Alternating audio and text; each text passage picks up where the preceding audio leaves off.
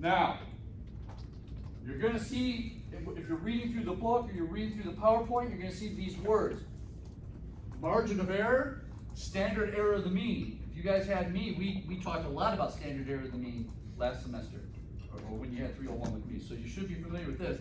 And error, margin of error, I've only mentioned briefly. But to the right of the plus or minus on all three formulas, to the right of the plus or minus, that's called the margin of error. You definitely need that definition because, let me say it again, to the right of the plus minus on all three formulas, that's the margin of error. But you have to determine which margin of error to calculate based on that standard deviation. Is it a population, is it a sample, or is there no standard deviation and we're looking at a proportion?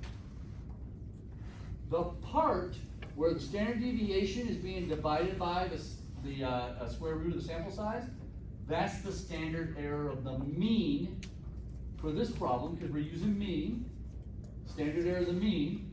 The other one, the right side, is the standard error of the mean, because we're using mean, but the proportion is called the standard error of the proportion. Now let me show you each one so you don't get them mixed up.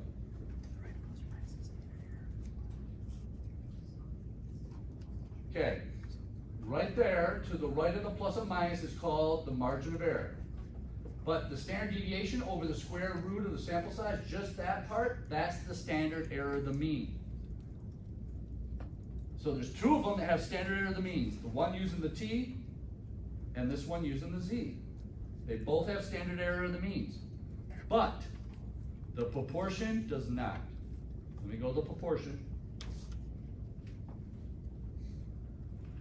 It has the square root of the proportion times 1 minus the proportion over the sample size. That's the standard error of the proportion. The part to the right of the z. The whole thing to the right of the plus or minus is called margin of error on this one also. All three of them, anything to the right of the plus minus is called margin of error. That's easy. But this happens to be called standard error of the proportion, that part underneath the square root. Because there's no standard deviation involved. We're not using a mean either. We're using a proportion. So this is called standard error of the proportion. These are your, you know how those who've had me before, I hope you're already picturing the quiz. These definitions I really harp on are usually your multiple choice questions, right?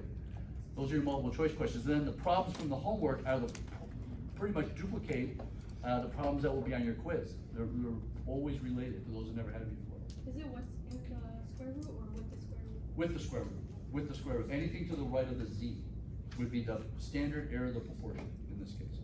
And standard error and mean in the other two. The standard error of the mean has to have standard deviation.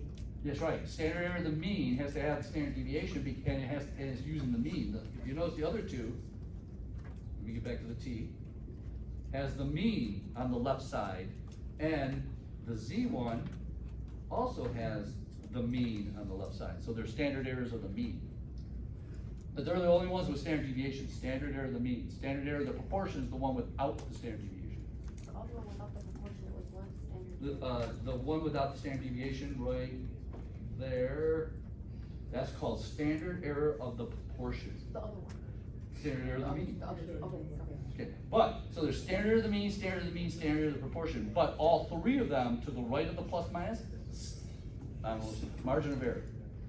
Margin of error. So all three of them, margin of error is to the right of the plus and minus, but standard error of the mean and standard error of the proportion to the right of the z and the t and the z. Blah, blah, blah. I think you got it. Can you say that answer? Seriously? Are you serious? Are you being joking? No, I'm being serious. Are you serious? Okay, here we go.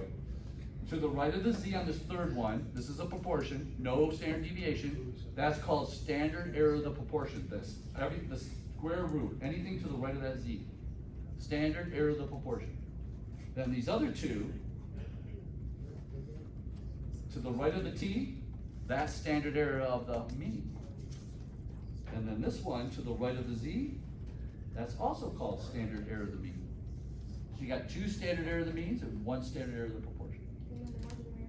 Margin of error is all three of them, anything to the right of the plus minus. All three of them, anything to the right. That includes the z, that includes the t, and then proportions also use, don't forget, proportions also use z. So you got two of them using z and one using t. We didn't learn t in my 301. I don't know if the other one did, but We're hitting T next week.